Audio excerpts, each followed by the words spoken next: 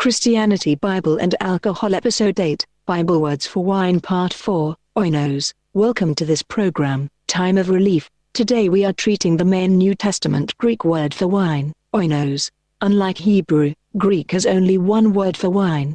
This peculiarity of the New Testament Greek language compared to the Old Testament Hebrew is what the prohibitionists uses as a claim, that the word for wine in the entire Bible is generic. The fact that New Testament Greek has only one word for wine means that the text, and/or its Old Testament semblance, determines whether the wine mentioned is alcoholic, or not.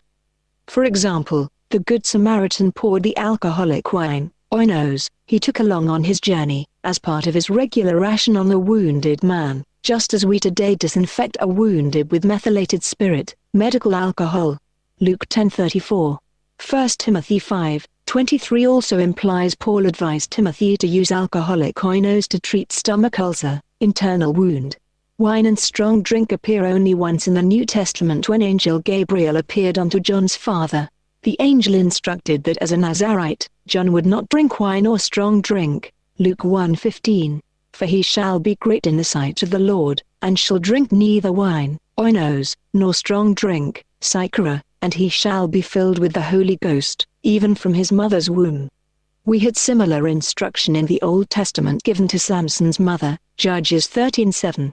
But he said unto me, Behold, thou shalt conceive, and bear a son, and now drink no yahin nor shakor, neither eat any unclean thing, for the child shall be a Nazarite to God from the womb to the day of his death.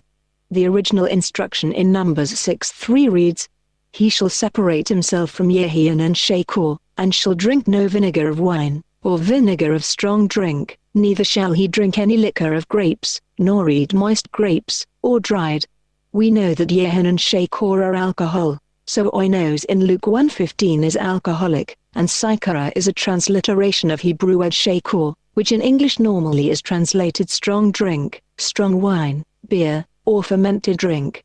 Similarly in the Old Testament, whenever oil, wine, and corn are mentioned together as fruits of the ground, economic powerhouse, or industrial raw material, the wine in use is always tirosh, grape juice. So in Revelation 6:6 and 18:13, the oinos, or wine there will be tirosh.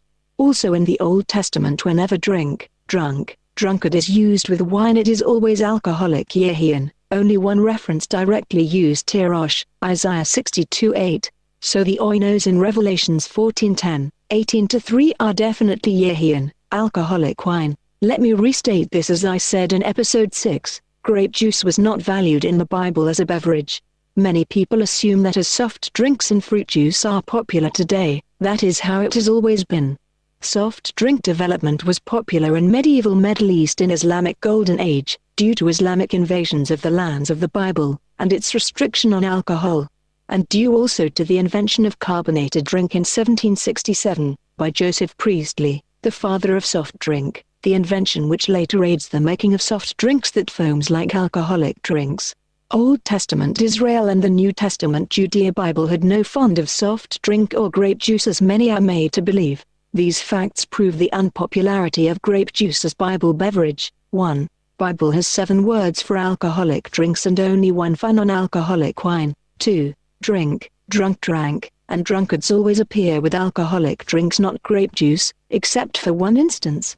3. Alcoholic drinks appear 231 times compared to a mere 38 times for grape juice. Wikipedia, alcohol in the Bible. 4.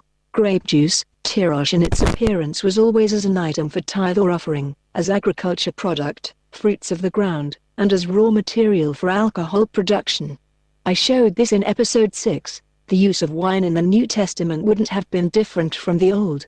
Moreover, we still have Jews today. They are not aliens from other planets that visited Earth in distant past. Judaism is still practiced by 15.5 million adherents, mostly Jews. What role does alcohol take in mainstream Judaism? Jesus and all early apostles were Jews, practicing Jews that adhere to the custom of their forefathers. I am not advocating patching new with old, but Jesus said, Therefore every scribe which is instructed unto the kingdom of heaven is like unto a man that is an householder, which bringeth forth out of his treasure things new and old. Matthew 13:52. We need the knowledge of the old to have a grip of the new. The reason many children of God, even ministers of the gospel, are misled is because of the disdain with which we hold the Old Testament. If we don't know where we are coming from, how can we know where we are, and where we are going? That means anybody can introduce something he or she fathom, claim that that is how it has always been, and draw millions to follow him or her. Every minister of the gospel must be a student of the word, the entire world. Every scribe, every minister, preacher, every teacher must be able to accurately bring out of his or her treasure of godly wisdom, things that are new and old. This teaching is not aimed at promoting alcohol or alcoholism, but to present the facts of the scriptures as they are. So what was the wine drank by Old Testament believers? From all biblical pieces of evidence, it was alcoholic. The same is true with the New Testament era and through all the history of the Church until the 18th century Industrial Revolution and Prohibition movement.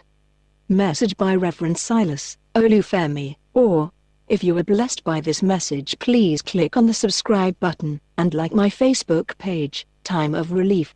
Telephone and WhatsApp number, 2348099863872, Lagos, Nigeria, Voice TTS.